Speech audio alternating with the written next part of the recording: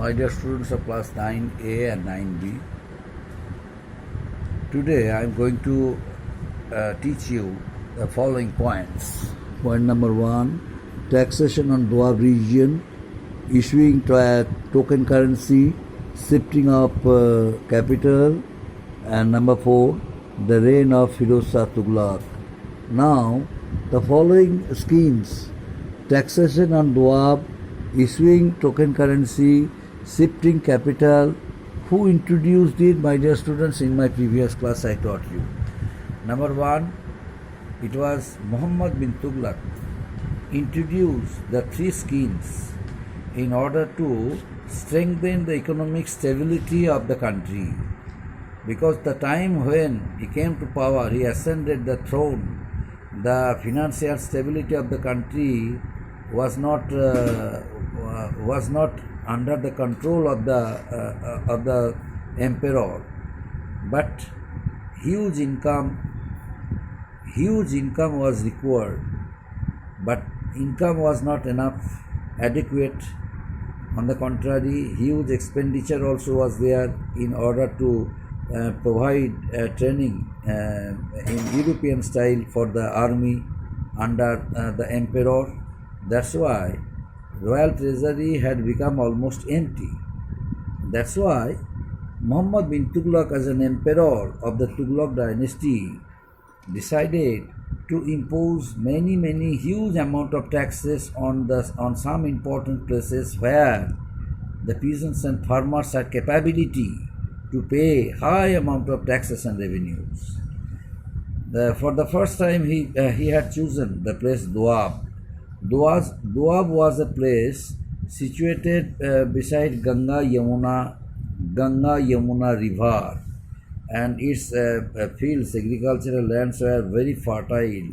Peasants and farmers, they paid high amount of taxes, but Muhammad bin Tughlaq ordered them to pay much more amount of taxes, so that he must protect his kingdom from being attacked by the Mongols. Besides, Muhammad bin Tughlaq provided European training for his army. That's why so many European soldiers, so many European commanders also were appointed by spending a lot of money. That's why he required huge amount of income and money. But the time when he imposed high taxes on Doab region, it was under a severe famine. Almost all the agricultural lands became barren lands. There was none to cultivate crops from there because of constant scorching rays of sun. So due to that natural disaster on Doab region, peasants and farmers failed to pay taxes and revenues. But Muhammad bin Tughlaq ordered his men to collect taxes forcefully. That's why so many peasants and farmers left the place. Some of them reached, some of them they committed suicide. Some of them started organizing revolt against the emperor, and some of them left the places by crossing Ganga and Yamuna river. So Muhammad bin Tughlaq at last decided not to impose high taxes on Doab region, and withdrew the scheme and helped the peasants and farmers who were very needy by providing loans for them, so that they must protect their lands. They must cultivate more and more crops from there. And he also dug a number of wells in order to supply waters through canals. So each and every step, whichever was earlier, Muhammad bin Tughlaq had taken and ultimately the scheme was gone, and Muhammad bin Tughlaq had to spend huge amount of money. And second scheme, Muhammad bin Tughlaq's second scheme, what was about it? First one, taxation on Doab region. Second one, issuing token currency. Issuing token currency. You know, Muhammad bin Tughlaq issued, you know, Muhammad bin Tughlaq realized that the shortage of silver in the royal treasury might become a cause of financial disaster in the country. That's why Muhammad bin Tughlaq introduced, copper currency instead of silver. But copper currency, copper means in each and every house, the traders and businessmen, they had their copper. They had many coppers. So now they started utilizing copper coins. So the copper coins which were minted from the mint under the Mughals, that copper coins turned out to be fake coins, and as a result of it, many dishonest traders and businessmen, they earn a lot of money, and the traders, businessmen who came to trade with others, they all had become losers. Ultimately, Muhammad bin Tughlaq had to withdraw the currency system, and ultimately, once again, he introduced silver coins instead of copper one. Next one, shifting of capital. Muhammad bin Tughlaq, during his time, was threatened by the Mongols. The Mongols had been threatening Muhammad bin Tughlaq that his country would be raided very soon, and because of his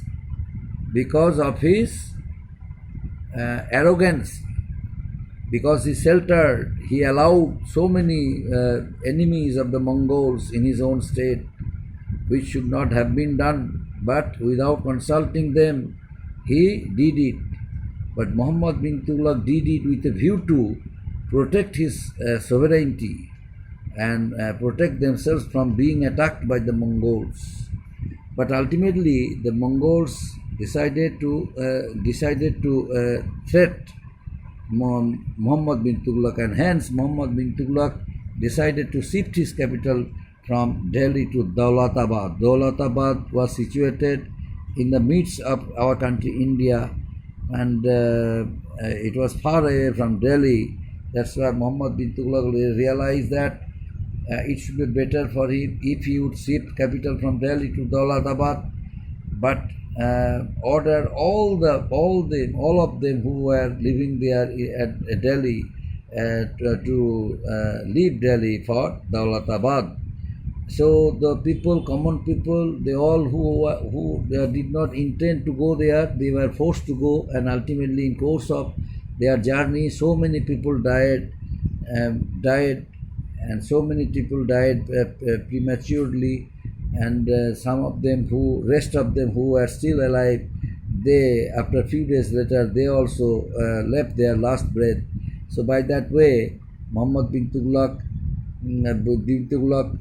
scheme of shifting capital from Delhi to Daulabad also failed, also was an utter failure, and then Muhammad bin Tughlaq withdrew that very scheme also. So these were the three schemes Muhammad bin Tughlaq, was forced to withdraw, and ultimately the historians, that's why, named him wise fool. Although Muhammad bin Tughlaq was a learned person, he wrote many books, many poems, and he, gained sound knowledge of different languages, yet his practical knowledge was not as practical as he could take advantage from there. On the contrary, he misused his power. Ultimately, he proved himself to be an utter failure and an incompetent one. So this is the rule of Muhammad bin Tughlaq, my dear students. Muhammad bin Tughlaq could not achieve success. Although he could not achieve success, yet he planted so many trees, so many gardens, so many roads. The roads which were under repairing, he also reconstructed it, newly constructed it. Besides, he also allowed all the travelers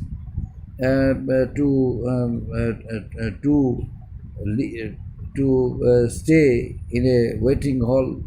That's why he constructed so many waiting rooms, waiting halls for them. Besides, he also organized a group of people who could protect all the travelers, all the outsiders who used to come to visit his state. That group of people always protected them from being attacked by the thieves. But because that time some corrupt officials also were there, some dishonest officials also were there in the administration, because of his arrogancy, because of his wrong policies, because of his failure, constant failure. Some corrupt and dishonest officers, they were trying to make money at the cost of Muhammad bin Tughlaq, and ultimately they almost all became very rich and prosperous. But ultimately, when the Mughal, after the death of Mughal Emperor Aurangzeb, his nephew came to power. Who was his nephew? His nephew was, Firoz Shah Tughlaq. Muhammad bin Tughlaq's nephew was Firoz Shah Tughlaq. He came to power. He ascended the throne. And who made him the Sultana? Who made him the emperor of the Delhi Sultanate? The nobles. The nobles unanimously made him the ruler of the Delhi Sultanate. Why? Because of his generosity, kindness, softness, simple behavior, and simplicity. These all were the special distinctions and special qualities Firoz Shah Tughlaq had. That's why Firoz Shah Tughlaq had no enemy, and the nobles had great respect for Firoz Shah Tughlaq, and they all made him unanimously the ruler of the Delhi Sultanate after the death of Mughal Emperor, after the death of Tughlaq Emperor or Muhammad bin Tughlaq. Firoz Shah Tughlaq, on being the Sultan of the Delhi Sultanate, gave importance to the construction work, because he is known as engineer king. He constructed so many cities, he constructed so many mosques, he constructed so many gardens, he brought prosperity in the country, he brought economic stability throughout the country because of his simplicity, kindness, and good behavior. But on the other hand, because of his simplicity, generosity, a group of corrupt officials took its advantages. Because those who were corrupted, those who were dishonest officials, they were excused by Firoz Shah Tughlaq. Firoz Shah Tughlaq did not like to punish them severely. They were always given warnings and were excused. That's why some corrupted officials, some dishonest officials, they took its advantage at the cost of Firoz Shah Tughlaq. But yet Firoz Shah Tughlaq achieved success because of his wonderful efforts to make himself as a prominent ruler of the Tughlaq dynasty. The people of the next generation would keep his mind, would remember him forever as the engineer king or engineer king of the Tughlaq dynasty. That's why Firoz Shah Tughlaq's rule had become famous only because of his wonderful ideas he found out, and also uh, made himself a friend of all group of people who had great respect and sympathy for Firoz Shah Tughlaq. Up to this, my dear student. Next day, the remaining part. Thank you.